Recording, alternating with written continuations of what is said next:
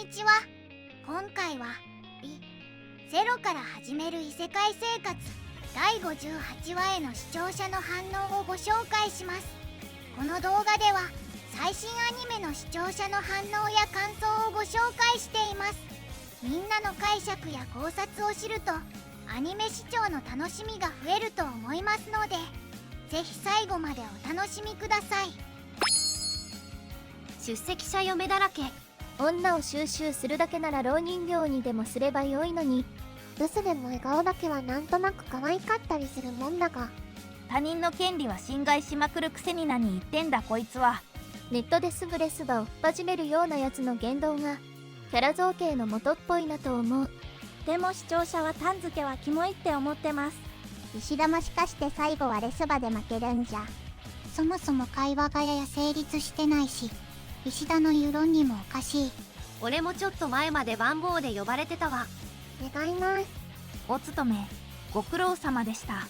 式場バトル。ほんとこいつら勝手に言いたい放題のメンヘラだな。エミリアタン、サイコ VS 天然。サイコ VS サイコだぞ。エミリアタンマジ天使。結婚式で他の男の話はダメや。ワルタ、片方だけ飛んでて草。当たったらどうする。不意打ちには弱いの開示だ。不意打ちの一撃でやられない限り、その後でボコれる自信があるんだろう。結婚式に乗り込むのは定番。ちょっと待った3期後半に続く。来年。やだ、かっこいい。かっけーな。殴り込み。石田 VS 中村って他のアニメでもあまりない対決カードだ。ハリウッド映画リスペクトかな。あっこれは勝ちました。名乗りは大事。これぞ主人公の登場シーンよ。このスバとつながった。ここが初戦か。ときめいておる。エミリアタンがメスの顔してる。凝ったら3ヶ月ぐらい行くのか。でも後半の初回でいきなり死にそう。バツネスの結婚式の時のクズマさんみたいなかっこよさ。やだ、惚れちゃうわ。石田って中村に勝てる要素あるのか。エミリアタンどころか他の嫁もブルオちゃん展開だろこれ。これでしばらく休止か。反撃編は2025年2月5日水曜日より放送開始予定。2月だったか。なんでそんな中途半端。8話しかないから3月末に終わるよう調整したのかな。2ヶ月の穴埋めをどうするんだ。ここからでしばらくお預けなのか。結婚式で花嫁略奪ってかっけーな。精霊幻想期かな。ニセ恋。そうだな。しばらくバトルで楽しめそうやな。でもここから長いんだろ。来週からは1から再放送か。ワンサク尽きてんじゃねえよ。晩作じゃなくてストーリーの長さ的に元から2分割って話だった気が。初回放送前から分割告知されてるな。今回のリゼロは石田はラストバトルかと思ってたわ。まあこっからカッコ戦闘シーンをくるくる回すんだろうし。先週はくどかったが今週は次回もまとめてみたかったな。スバルなら身代わりになれるのか。思った以上にクルシさんの状態もきつかった。エミリアタン言い切ったな。吹き飛ばされた石田市長に少しすっきりしたわ。これからってとこで終わったな。ここまで3期はかなり面白かったけど、次回までしばらく期間が空くのか。もうやめてエミリア。レグルスの煽り体制はとっくにゼロよ。あの程度の扉も避けられないなんて石田も案外大したことねえな。すごいタイミングだったけど、スバルが来た時エミリアタンが殺されてる時間軸あったよな。ここで数ヶ月お預けかよ。レグルスフルボッコはよ。今回は一発クリアか。アニメ勢だけどおっと怪しすぎだよ。スバル視点だと命がけで助けてくれた回とかあるし理由もちゃんとしてるけど、周りから見ると H の書持ってます。理由は言えませんって結構あれやな。スバルがやり直そうとしないのはなぜ。味方側に対した被害はないから。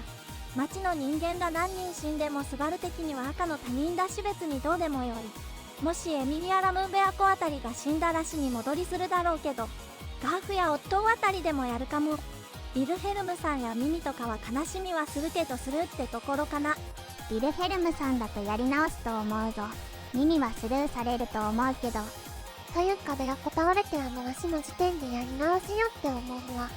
クルシタンの分まで引き受けるのはもはや意味わからん。今期終わってしまった。魔女境落ちてるしやこんな感じか。てかティザービジュアルでベアコ復活しとる。ペリシラ様マジで銀融詩人お供に滞在司教師が気に入ったの。規格外すぎる。これで2月とか生殺し。スバルとラインハルトの名乗りかっこよすぎるし、登場もかっこよすぎるし、エミリアの言葉すべてかっこいいし、マジでかっこいい。早く反撃編が見たい。2月まで待ちます。反撃に向けてのため会で終わるのかと思いきや、最後に来てまた盛り上げてくれるじゃないですか。今期に来てスバルのかっこよさが段違いになってきたのです。これで来年まで続きを待たせるなんていけずすぎます。結婚寸前に夏木スバル&ラインハルトが危機に馳せ参じる瞬間が神声展開すぎるだろうが、文句なしの最高の前半最終回。それでクソ気持ちがいい終わり方して来年2月ってマジ。